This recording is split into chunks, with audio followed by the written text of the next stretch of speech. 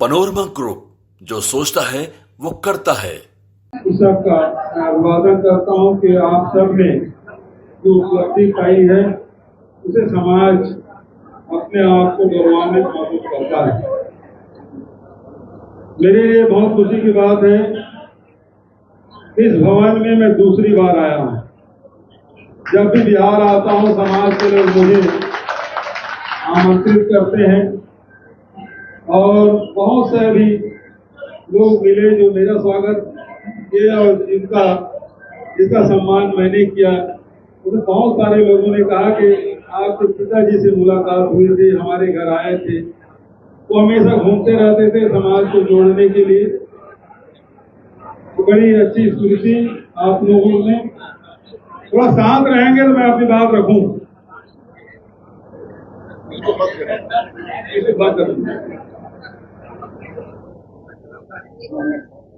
बिहार अपनी संस्कृति, शिक्षा,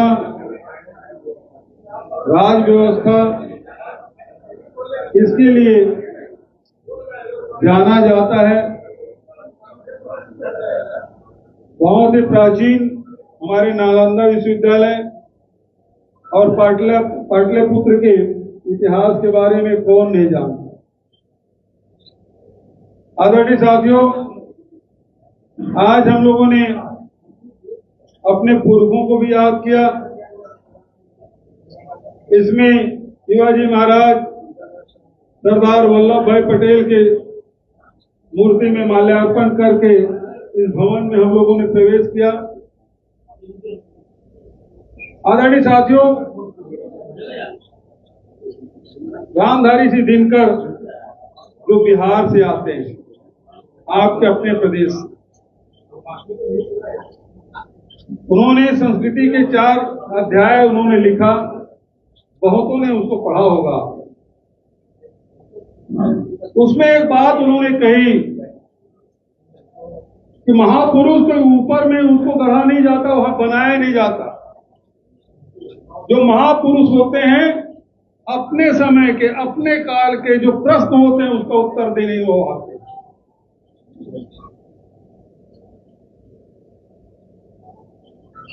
आपने शिवाजी महाराज की तस्वीर लगा रखी है। उस समय जो सवाल थे, जो प्रश्न थे, उसका उत्तर उन्होंने दिया। उसी के वंशज साहू जी महाराज, जो पूरे देश में सबसे पहले आरक्षण अपने राज्य में लागू किया, वो उस समय के प्रश्नों का उत्तर उन्होंने दिया। दूसरी तस्वीर सरदार वल्लभ भाई पटेल। यहां तो बिहार में छोटा नागपुर में नील की खेती के आंदोलन में महात्मा गांधी आए थे।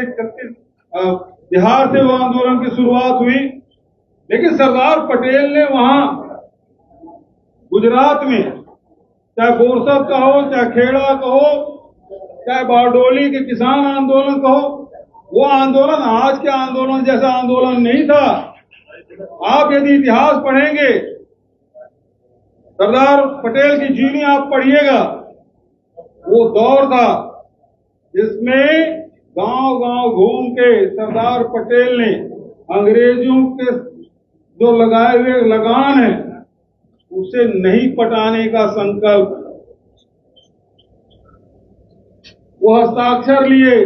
अंग्रेजों ने कहा तुम नहीं पटाओगे, तुम्हारी खेती छीन ली जाएगी, नीलाम कर दिया जाएगा, तुम्हारी जो मवेशी है उसे नीलाम कर दिया जाएगा, तुम्हें घर से बेघर कर दिया जाएगा। लेकिन सरदार पटेल के जो नेतृत्व है, वहां के न केवल पटेलों ने माना, बल्कि गुजरात के अन्य जाति के लोगों ने भी उसका अनुसरण किया, व्यापारियों तक ने अनुसरण किया। और स्थिति ये हुई, लगान नहीं पटाए, नीलामी हुई, कोई खरीदार नहीं जाता था, मवेशी की नीलामी में कोई खरीदार नहीं जाता था। ऐसा संगठन उन्होंने तैयार किया। और वही किसान आंदोलन, बारडोली के आंदोलन से ही वल्लभ भाई पटेल को जो सम्मान मिला, वो बारडोली के सरदार, ये नाम किसी और नेताओं ने नहीं दिया, किसी सभासद में नहीं दिया, बल्कि गुजरात के किसानों ने सम्मान दिया सरदार वल्लभ भाई पटेल। आम जनता के द्वारा दिया गया सम्मान। वही सरदार वल्लभ भाई पटेल जब देश आजाद हुआ, 550 से अधिक रियासतें थी, छोटी बड़ी। देश रियासतों में बटा हुआ था। उसको एकीकरण करने की जिम्मेदारी पंडित नेहरू ने सरदार वल्लभ भाई पटेल को दिया। और ये सरदार वल्लभ भाई पटेल की नेतृत्व क्षमता है। वो लौह पुरुष, जिसका अदम साहस पूरे देश की रियासतों ने लाइन लगा के, राजाओं ने, सरदार वल्लभ भाई पटेल टेबल कुर्सी लगा के बैठे थे और राजा महाराजा लाइन लगा के खड़े थे उस समझौता हस्ताक्षर में दस्तखत करने के लिए। अब रियासत खत्म, भारत में विलीनीकरण कर ले। 2 स्टेट थे जिन्होंने भारत में मिलने से मना कर दिया, एक गुजरात के जूनागढ़ और दूसरा हैदराबाद से जहां हमारे अलाउरू जी आते हैं, वहां के निजाम ने मना कर दिया। सरदार वल्लभ भाई पटेल ने वहां सेना भेज दी। वो कहते हैं हम पाकिस्तान में मिलेंगे, हम पाकिस्तान जाना चाहते हैं। भौगोलिक दृष्टिकोण से संभव नहीं था। सरदार पटेल ने सेना भेजी, निजाम को रातों रात समझौते में हस्ताक्षर करना पड़ा। वो लौह पुरुष सरदार। मैं आपसे कह रहा था कि महापुरुष ऊपर से बन के नहीं आते। जो महापुरुष अपने समय के जो सवाल है उसका उत्तर जो देते हैं, वही महापुरुष कहलाता है। और ऐसे देश के एकता के लिए, देश समाज के बेहतरी के लिए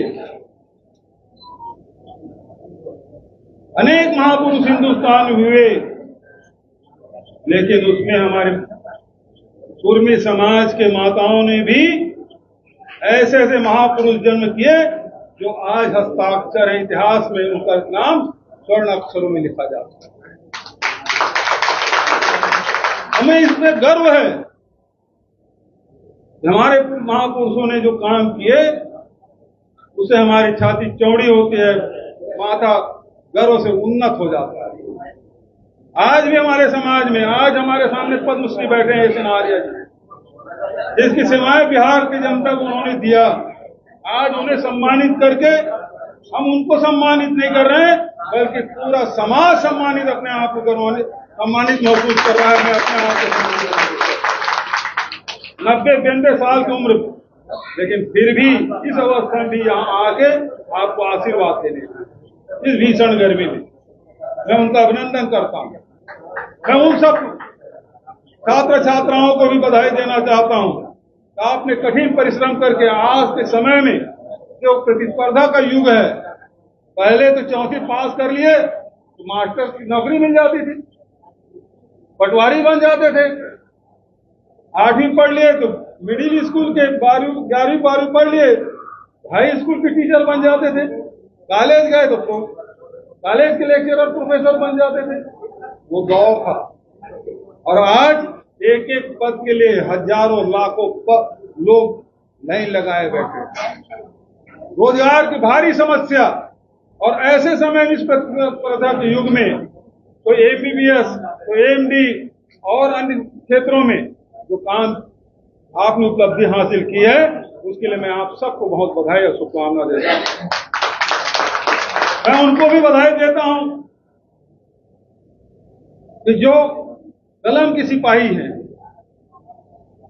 उसको भी हमने सम्मानित किया। आज सबसे ज्यादा तनाव में जो अखबार निकालने वाले हैं, जो मीडिया में हैं, सोशल मीडिया में हैं, इलेक्ट्रॉनिक मीडिया में हैं, तो सबसे ज्यादा तनावपूर्ण जिंदगी है। कब फरमान जारी हो जाए, उसका अखबार बंद हो जाए, कब आपके यूट्यूब बंद हो जाए। अभी देखा ना, 4 PM बंद, पुण्य प्रसून वाजपेयी बंद, वायर बंद, बंद हो गया ना। नहीं, एक समय था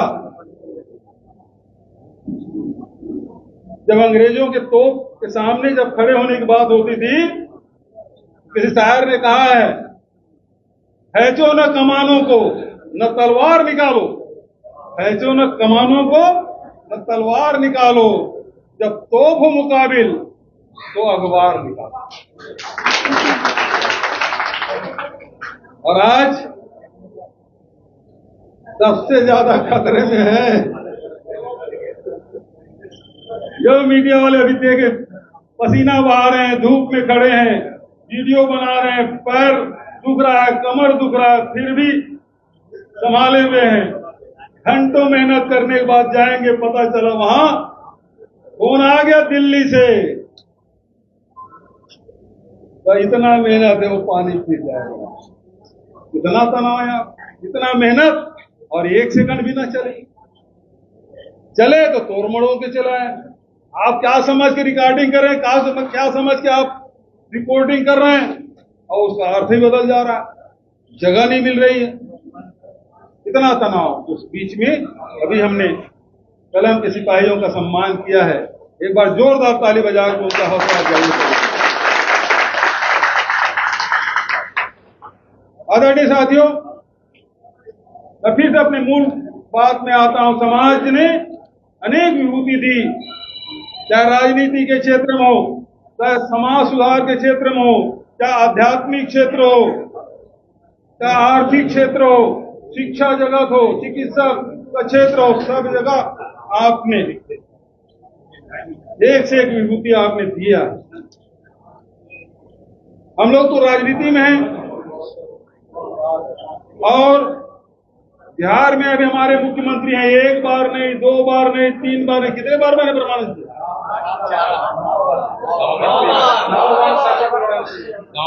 रिकॉर्ड बना दिए। ये रिकॉर्ड भी इन्हीं के नाम से है।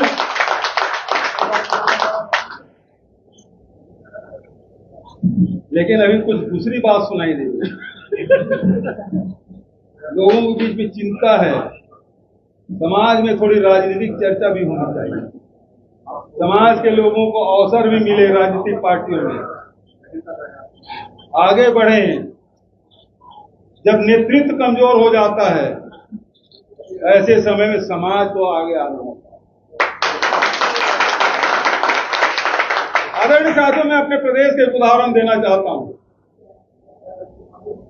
छत्तीसगढ़ राज्य बनाने के बाद 1969 में डॉक्टर खूबचंद बघेल, जो हमारे स्वजाति थे, जो राज्यसभा सदस्य थे, नेता प्रतिपक्ष मध्य प्रदेश में भी रहे, नागपुर सीपी बरार में भी रहे, संसदीय सचिव रहे, समाजवादी नेता थे, कांग्रेस में थे, समाजवादी थे, फिर कांग्रेस में राज्यसभा सदस्य बनते उनकी मृत्यु हुई। 67 में सबसे पहले, 69 में उसकी देहावसान हुआ, 67 में 1967 में सबसे पहले छत्तीसगढ़ राज्य के मांग हो पहली बार। और आखिरी लड़ाई चंदूलाल चंद्राकर, हमारे अखिल भारतीय कांग्रेस कमेटी के महामंत्री, जिन्होंने कहा कि छत्तीसगढ़ राज्य से नीचे कोई बात नहीं होगी, उन्होंने सर्वदलीय बैठक बुलाई, अध्यक्ष समिति बनाया। ये 92 की बात, लेकिन दुर्भाग्य से 1995 में उसकी डेथ हो गई। उनकी डेथ हो गई। उस समय जो नेता जो छत्तीसगढ़ राज मांग रहे थे, वो या तो राजनीति में, या तो नेपथ्य में चले गए थे, या फिर स्वर्ग सिधार गए थे। ऐसे समय में जब राजनीतिक शून्यता आई, तो हमारे समाज के अध्यक्ष थे नारायण प्रसाद परगनिया। डॉक्टर खूबचंद बघेल की 100वीं जयंती हुई सन 2000 में। उन्होंने सब समाज के लोगों को बुलाया, सर्व समाज की बैठक उन्होंने बुलाई कुर्मी भवन में। उन्होंने कहा, डॉक्टर साहब ने आवाज उठाई थी, आज 100वीं जयंती आने वाला 19 जुलाई को, और हम सब उस संकल्प को पूरा करेंगे। उन्होंने एक जबरदस्त रैली का आह्वान किया। जब राजनीतिक दल के नेता थक गए थे, जब नेतृत्व विहीन हो गया था छत्तीसगढ़ राज्य आंदोलन, वैसे समय में कुर्मी समाज सामने आया और 19 जुलाई 2000 को जबरदस्त आंदोलन किया, और उसी साल 1 नवंबर 2000 को छत्तीसगढ़ राज्य। आज परिस्थिति करीब करीब वैसी हो रहा है। अभी भी मुख्यमंत्री हैं, लेकिन आने वाले साल में क्या होगा, इस साल के अंत में क्या होगा, ये सबके दिमाग में प्रश्न घूम रहा है। गलत तो नहीं बोल रहा हूं? सही है ना? तो अब कितने साल तक क्या दिया, बिहार को दिया, देश को दिया, और फिर वो संक्रमण काल से के अवसर में हम सब एकजुट हुए, यहाँ एकत्रित हुए इस सामाजिक भवन में। जब नेतृत्व का अभाव होने वाला है, ऐसे समय में समाज के लोगों की जिम्मेदारी बनती है कि आप सामने आए और समाज को संगठित करें और नेतृत्व प्रदान करने का काम आप करें सभी को। केवल कुर्मी समाज की बात नहीं है, पूरे बिहार को नेतृत्व प्रदान करने की जिम्मेदारी आपकी है और आप आगे आए।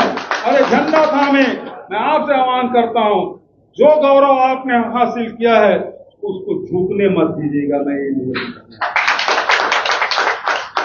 अब ये लड़ाई आपकी अपनी लड़ाई है, इस लड़ाई में आगे आइए, नहीं तो समय बीत जाने के बाद गंगा में बहुत पानी बह जाएगा और आप हाथ मलते रह जाएंगे, आपके हाथ में केवल रेत आएगा। इस बात को आप ध्यान में रखिएगा। और इस समय ये संक्रमण काल है, पूरी ताकत, पूरी शक्ति, मैं बाहुबली की बात नहीं कर रहा हूं, कुर्मी समाज बाहुबल में विश्वास नहीं करता, एकजुटता में, ताकत में, बुद्धि से, है ना। हम लोग खेत में हल चलाने वाले लोग, ताकत तो है, लेकिन बाहुबली हम लोग नहीं कहलाते, है ना। हम लोग अपने कलम से, अपने कार्य कुशलता से, क्या सरदार पटेल ने लाठियां चलाई क्या, लेकिन अंग्रेजों को झुकने में मजबूर कर दिया ना। वैसे आप संगठित हो, रणनीति बना के लड़ाई लड़िएगा और जो आपको सम्मान हासिल है उस सम्मान को बरकरार रखना है। और ये भी मैं कहना चाहता हूं, जो साहू जी महाराज ने किया, जो सरदार पटेल ने किया, अब वो काम आपको करना है। इन्हीं शब्दों के साथ आपने जो स्वागत किया, जो सम्मान दिया, उसके लिए मैं आप सब को करते हुए अपनी वाणी के विराम देता हूं। धन्यवाद। जय हिंद, बोलिए समाज मंगल की जय। तो देखा आपने छत्तीसगढ़ के पूर्व मुख्यमंत्री भूपेश बघेल वो अपनी भाषण दे रहे थे मंच पर। देखिए समाज के तमाम जो कार्यक्रम लोग आए हुए हैं वो भी यहाँ पर और देखिए बड़ा संदेश भूपेश बघेल ने इस कुर्मी भवन से बड़ा संदेश देने का प्रयास किया है। उन्होंने साफ कहा है कि देखिए इस वक्त बिहार में राजनीतिक शून्यता आने वाली है, समाज संक्रमण के दौर में है, ऐसे में समाज को आगे आना चाहिए और नेतृत्व प्रदान करने की बात सोचनी चाहिए। देखिए आगे भूपेश बघेल जो मुख्यमंत्री रहे हैं छत्तीसगढ़ के, उन्होंने एग्जाम्पल भी दिया कि देखिए छत्तीसगढ़ राज्य में भी ऐसी ही विपदा आ गई थी। छत्तीसगढ़ राज्य जब नहीं बना था तो कुर्मी समाज के लोग एकजुट रैली का आह्वान किया गया और रैली के आह्वान के बाद एक बड़ा आंदोलन हुआ और उसके फलस्वरूप छत्तीसगढ़ राज्य बन गया। तो अब बिहार में भी वही राजनीतिक शून्यता आने वाली है, तो उसके लिए हम लोगों को तैयार रहना है, एक बड़ा नेतृत्व प्रदान करना है। तो इसके लिए भूपेश बघेल जो है, जो छत्तीसगढ़ के पूर्व मुख्यमंत्री रहे हैं, उन्होंने ये बातें कही हैं